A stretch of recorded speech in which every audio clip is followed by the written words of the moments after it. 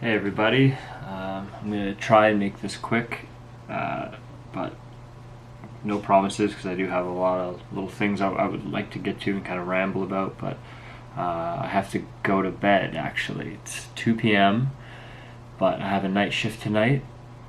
The FIFA World Cup is on, which my work happens to be involved in, unfortunately, and the shifts have been crazy. Working a lot, but luckily FIFA's paying me a lot of double time, so as long as they're doing that, I'm not worried about it. My work is through them, I'm assuming, although it is kind of my own taxpayer money, so but anyways, not that I don't like sports, all right? I feel like I'm like the Whitman quote about multitudes. I live that, you know, quite thoroughly, because I feel like for half my life and half the people I know, I'm like explaining, like they're looking at me weird for like reading this, and then in this world I get looked at weird for like liking sports or whatever. So not a knock necessarily against soccer, although I'm not the biggest fan of soccer. I'll probably get into it a little bit here. I don't know. I'm pretty fatigued anyways. Like, Stanley Cup finals are on. I don't have time to follow more than one thing. So I made notes here because I'm no genius, and I have to make this video now. I haven't been making any videos because of the work, because like you'd think with like a journal it'd be a little bit more frequent, but like as I said before about diminishing returns, I don't really want to do that because there's only, I feel like so many times you can just be like, yeah, I read 10 pages, it's pretty cool, I like it.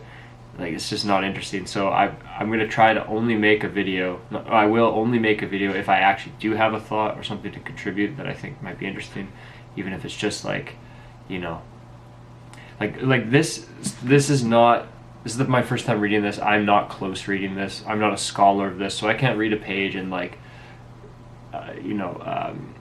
edify you on specific passages or references or something like that. This is just to really like document my thoughts and connect things, but I also want it to be like, you know, something worthwhile for someone else watching. So I'm only going to do it when I have something relevant to say, and it could definitely tend to like unrelated things. So I do have some stuff to say, and if I don't do it, a lot of my notes, which are like just one word to trigger something, are going to fade, and you know. So I have a couple things about something about the book, and then a couple other things that I thought might have been its own video, but I think I'll probably just ramble on about it here. With this book, I'm about 104, a little over 140 pages, so I haven't been able to read a whole lot, but definitely some things have. There's definitely a lot on my mind about it. Namely, the main question is about Cervantes himself, and like the question of when exactly did he know what he had with this book, and when exactly does it become, I guess in the novel I'm wondering when it's going to evolve into what it has its reputation for, but when did Cervantes himself know that like he had something like that on his hands? Because I know part 1 was like a big bestseller and part 2 was written 10 years later, so at that point, yeah, definitively he's like, he knows what he's doing, he knows what he has. But I bring this up because for a first-time reader, I am really enjoying it and really liking it, but these 140 pages have essentially been like pretty over-the-top, like violent slapstick humor, and at the start, I didn't even realize it'd be too much like this, because it is pretty like still sophisticated at times, or like clever, like a good stand-up. It's almost like a good stand-up like setup for some of these things. I love the scene really early on with like the young guy getting whipped by like his master, his employer, I guess, and Don Quixote basically thinking he's convincing this guy to stop and pay him his money, and he walks away feeling so satisfied and like, I'm such a great knight, and then obviously it's implicit and obvious to the reader that as soon as he walks away, that guy's just gonna get hammered on. So like a lot of like dramatic irony type situations and like situational humor that is really funny and clever. But then like you get to the scene with the inn in this one, and it's like that's one that was like really hit me, is like how, knowing what Don Quixote is for so many people, and many people, like it's like canonized in like pretty objectively as like one of the top 5 novels ever written, like in terms of aggregated like consensus. Like in the Harold Bloom intro, which I haven't fully read, he says it's the best novel. But as fun and as good as it is already now, that's like that reputation is not apparent, because the main event of the book so far has been in an absolutely absurd, insane sequence where everyone's beating each other up like an episode of Looney Tunes or something like that. And another scene later, which maybe this is like the first popular or really like notable instance of this, which probably not, which is another thing I'll get to about like origins and when something is the first or whatever. But there's a whole scene where like they're Don Quixote and Sancho are like vomiting on each other and throwing up on each other, and it's extremely funny, but it's like all of this is just like almost page after page. And so like the history of this novel is that he started it, as I'm sure you know, as a satire of like popular fiction, Knights of Chivalry books, chivalric books. So like that seems to be pretty clearly what it is. Like and initially too, he's like starting out and he's writing it and he's just showing how over the top and ridiculous like these books are, and kind of just pushing it to the extremes. And I'm just wondering as a reader, when does it evolve into what it has its reputation for today? But also I'm trying to put myself in the shoes of Cervantes and imagining like when it became that for him too as a writer, when he decided to kind of push its themes as far as he does and make it this kind of book about the comic nature of existence and all these things. And like I think that really great, it seems, I don't know if I want to say it's common, like I don't have too many examples off the top of my head, but it feels like that is like a pretty good method to make something lasting and great. Is, you know, I mean, it's nothing great, it's nothing controversial to say like as a piece of advice you were to set out to write a masterpiece, like that is a lot of added weight and stress onto a project that will probably doom it, right? If you're like intention from the start, everyone's heard this, like I'm going to write the next great XYZ novel, it's probably not going to happen.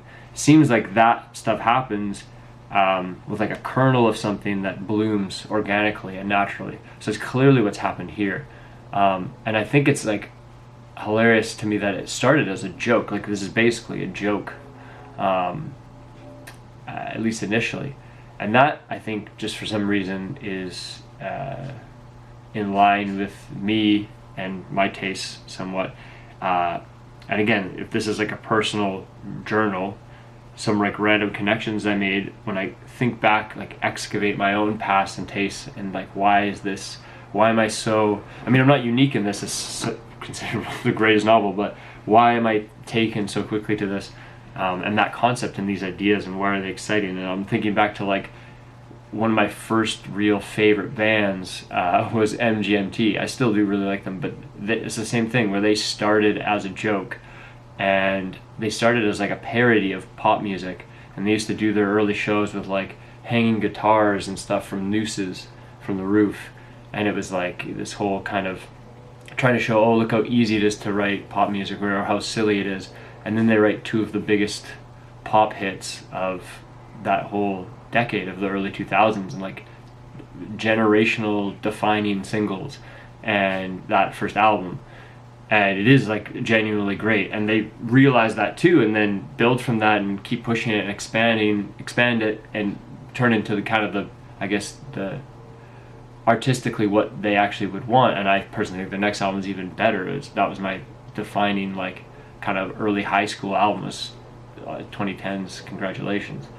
But like none of that exists if it doesn't start from this joke. And is it more the joke, or is it more the lack of expectations, the lack of kind of, not lack of vision, but, and obviously planning is good. I don't want to say something like the lack of planned vision, but I think maybe it's just the lack of expectations. Maybe you have that vision and that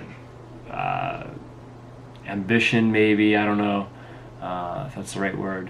But you know you're capable of something great, but that's not what this is, you know? Oh, I could make great music, but I'm just gonna, you know, screw around with my friend in the dorm and make fun of pop music. Oh, I could write a great novel, but I'm just gonna parody these stupid modern novels, or these popular novels I see everywhere I go that are like ridiculous. People should be reading something else, and this I'm gonna, you know, and like that's the, and there's no weight on your shoulders to like make this, because surely not, in no conceivable way does Cervantes write this book to the point I have written, intending to write the greatest novel ever. There's no way. So, but if anyone has like some sort of historical, if there is like his diaries or some sort of, I haven't read his bios or looked into that, but if there is like some record or documentation of him commenting on the phenomenon of this book, I'd be grateful if that was linked, or if someone could enlighten me. But those have been my main thoughts. What did I write here? Yeah, basically everything I said. And also a lot of these like comic interactions, they're so frequent, but they don't get old. Like even the end of the inn where he says something like, you're a fool and a bad innkeeper, and just ends that. He's always making enemies. Even when things are on his side, he finds a way, even at the last second, to completely 180 the situation and get his ass kicked again. And obviously intentional and designed that way, and it's so funny. It made me think of also another modern pop culture reference, The Revenant, which is a movie that is obviously supposed to be serious and was highly acclaimed and all this stuff, and I thought it was absolutely hilarious. I thought it was like a Buster Keaton film, and almost funnier because it was so self-serious. But it made me realize, like, okay, but like Cervantes gets it, you know, because he knows you can approach that kind of situation, which in this case Don Quixote is basically looking for it, which you can't argue that to the same degree that Leo DiCaprio's character, I forget his name, I almost just remembered it actually, strangely enough, was looking for it in quite the same way. But it's just so hard to do. Like, the guy's getting beaten up by a bear, falling down a waterfall. It's like one after another. I thought that movie was unintentionally hilarious, and I like, I'm gonna say it wrong, Inarritu's movies mostly, but I think he obviously has some deep, probably largely ego-driven flaws that push his work into like self-parody, and I don't even know if I'd call The Revenant that, but it's like, the best way to describe it is like, it's like a Buster Keaton film.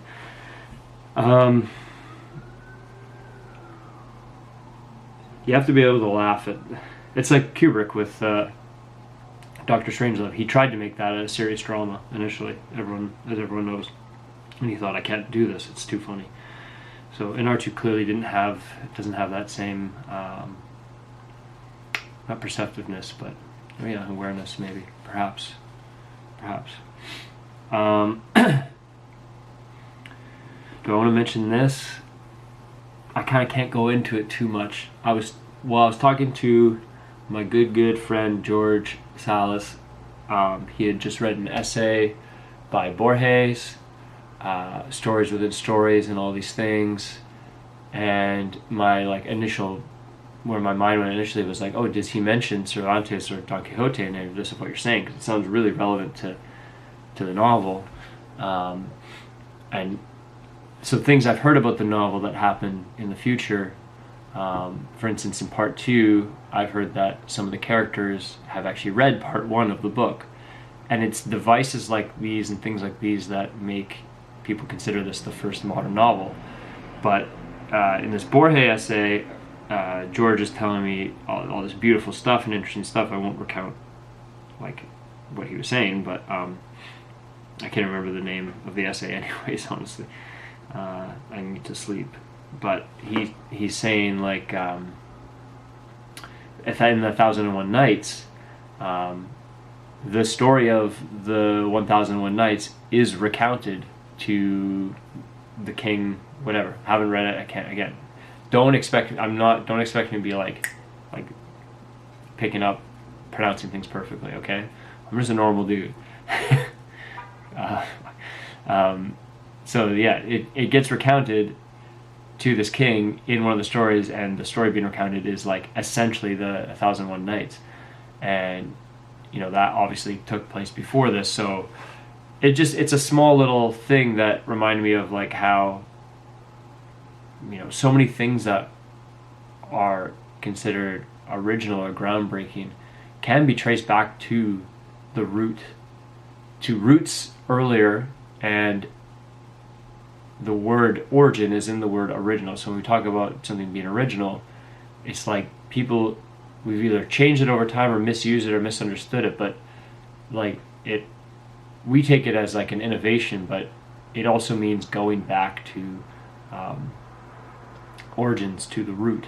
And the root of storytelling, some of the earliest stories that have spread its tendrils out into the rest of the way we tell stories and the rest of the novel, had a lot of these devices in maybe a less refined way or what have you. But it's just interesting that even something like this, which is 400-plus-year-old book, 400-year-old book, yeah.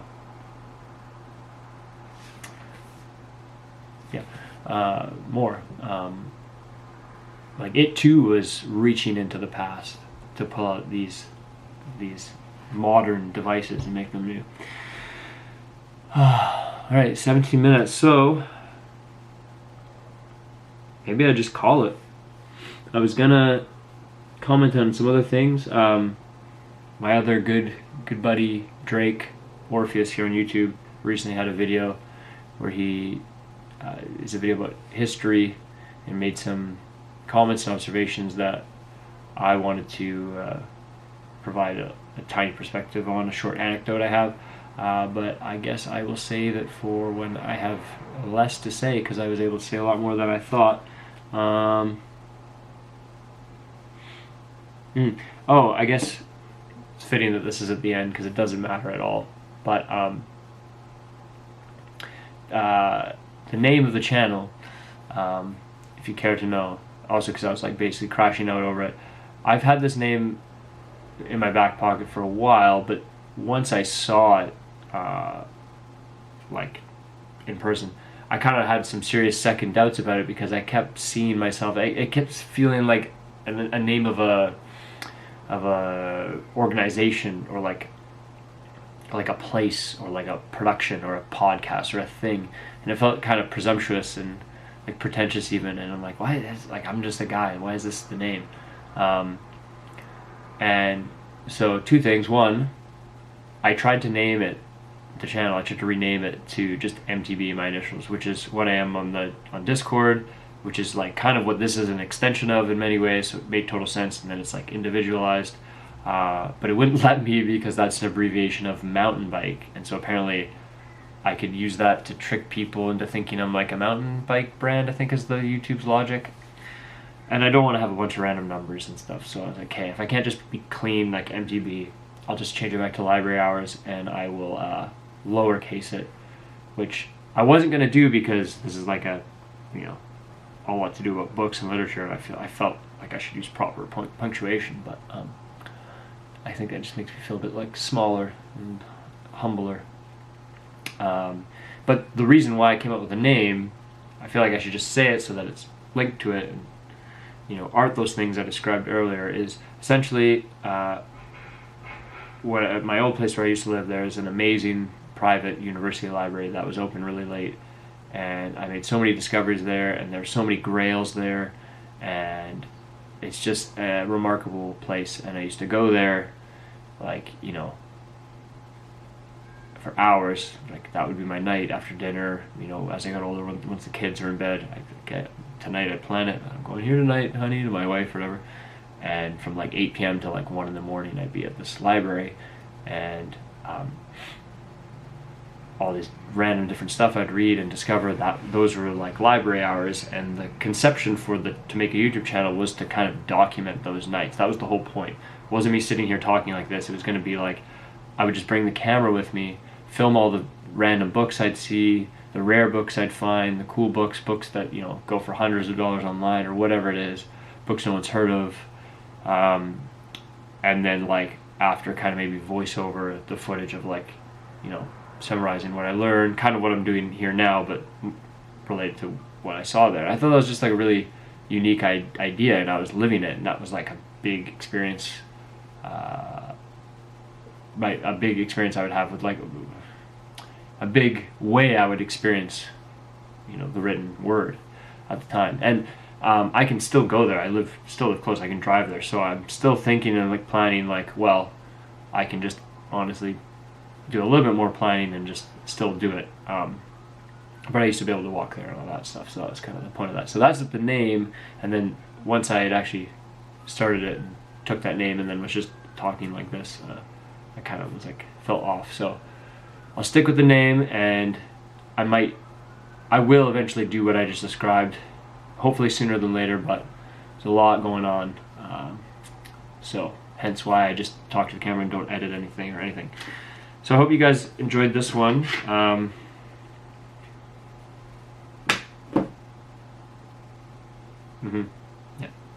Thanks.